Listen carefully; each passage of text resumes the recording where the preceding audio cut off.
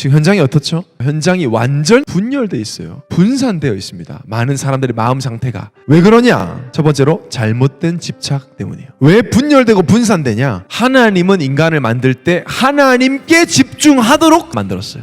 영적 존재인 인간은 창조주 성삼위 하나님께 집중할 때만 행복하게 창조되었습니다. 하나님께 집중하고 하나님 말씀에 집중할 때 정복하고 다스리는 힘이 회복되도록 창조하셨어요. 그때 하나님 주시는 행복과 평안을 가지고 현장을 살리도록 창조되었다. 그런데 첫 번째 인간이 하나님을 떠나면서 죄인이 되고 그때부터 하나님께 집중할 자격과 신분을 잃어버린 거예요.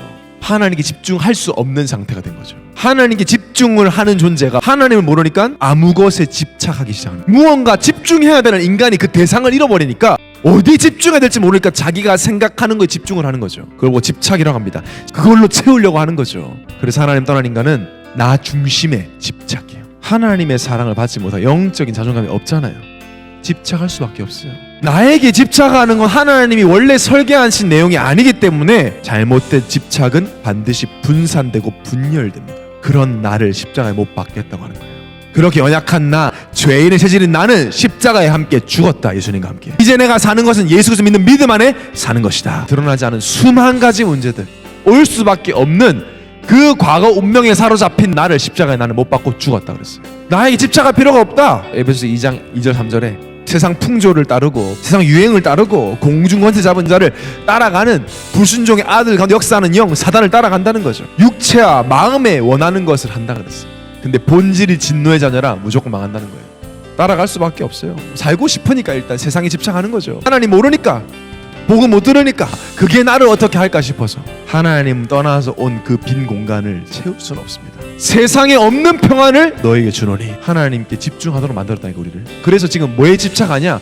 명상, 초능력, 기운동, 종교 활동에 열광하고 있습니다. 지금. 마태복음 12장 44절 45절 이에 이르되 내가 나온 내 집으로 돌아가리라 하고 와보니 그 집이 비고 청소되고 수리되었고 이에 가서 저보다 더 악한 귀신 7을 데리고 들어가서 거하니 나중 형편이 전보다 더욱 심하게 되느니라.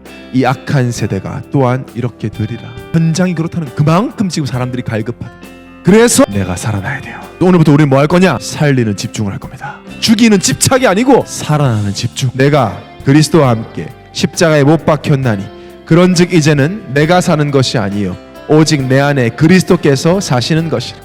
이제 내가 육체 가운데 사는 것은 나를 사랑하사 나를 위하여 자기 자신을 버리신 하나님의 아들을 믿는 믿음 안에서 사는 과거의 나, 상처 속에 나에 집중하지 않고 바울은 이 갈라디아 2장 20절의 시간, 바로 성삼위 하나님께 집중하는 시간이었어요. 여러분 하루에 5분만이라도 성삼위 하나님께 집중할 수 있다면 모든 것은 살아납니다. 복음을 살리는 거예요. 문제가 오면 힘들 수 있겠지만 하나님께 집중할 때 반드시 회복시키신다. 정말 나를 사랑하시는 전능자 창조주 하나님을 생각해 보세요. 그리스도이신 왕, 제사장, 선지자이신 예수님을 생각해 보세요. 지금도 나를 끝까지 사랑하시고 책임지시고 인도하시는 성령 하나님을 생각해 보세요. 세상에는 없는 평안을 이때 주십니다.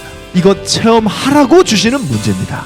기억하세요 여러분. 문제는 예수 믿는 우리에게는 성삼위 하나님께 집중할 수 있는 최고의 기회다. 하나님의 보호자의 능력이 나에게 편집이 딱 되는 시간이에요. 말씀에 집중할 때 이 능력이 내 것이 돼요. 이 일에 우리가 증인이라. 분열된 내 생각, 마음이 그때 치유된다니까요. 그래서 말씀 묵상 이꼴 기도예요. 묵상은 반드시 기도로 이어지게 되고요. 그때 평안과 기쁨, 감사와 행복이 회복됩니다. 말씀 묵상함으로 나는 오늘도 하나님을 즐거워하리로다. 그래, 우리가 살아나야 현장 갈 거 아닙니까? 우리가 살아나야 237 갈 거 아닙니까? 우리에겐 답이 있습니다. 7월달 키워드가 뭐냐?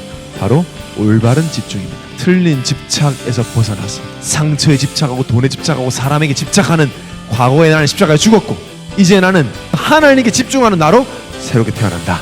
집중의 시작이 뭐죠? 이사야 62장 10절에 보니까 성문으로 나아가라 백성이 올 길을 닦으라 큰 길을 수축하고 수축하라 돌을 제하라 만민을 위하여 기치를 들라. 돌을 빨리 제거하라는 거죠. 우리 안에 하나님께 집중하지 못하게 하는 각인들이 많다는 거죠. 여러분의 24시를 한번 생각해 보세요. 하나님께 집중하지 못하는 시간 낭비 여러 가지 7월 한 달 동안은 그런 것들을 제거해 나갈 겁니다. 함께 할 겁니다. 우리가 집중할 수 있는 나의 하루를 만들어 나갈 겁니다. 하나님께 집중할 수 있는 환경을 만들자. 집중의 바톤을 전달해야 됩니다. 성경에서 뭐라고 하죠? 집중의 결과? 날마다 마음을 같이 성전에 모이기를 힘쓰고 떡을 떼고 기쁨과 순전한 음식을 먹고 하나님을 찬미하며 온 백성에게 칭송을 받으니 주께서 구원받는 사람을 날마다 더하게 하시니라. 집중의 이유가 뭡니까? 그리스도의 빛을 가지고 현장을 살리기 위해서 집중하는 겁니다. 나를 살리는 이 체험을 가지고 현장을 살리겠다. 나 중심의 공장이 무너지고 138의 공장이 세워지면 모든 게 생명 살리는 작품이 될 것입니다. 7월 달에 본격적인 집중을 함께해서 2375 초중주기 우리의 현실이 되고 미래가 되기를 살아계신 예수님 이름으로 축원합니다.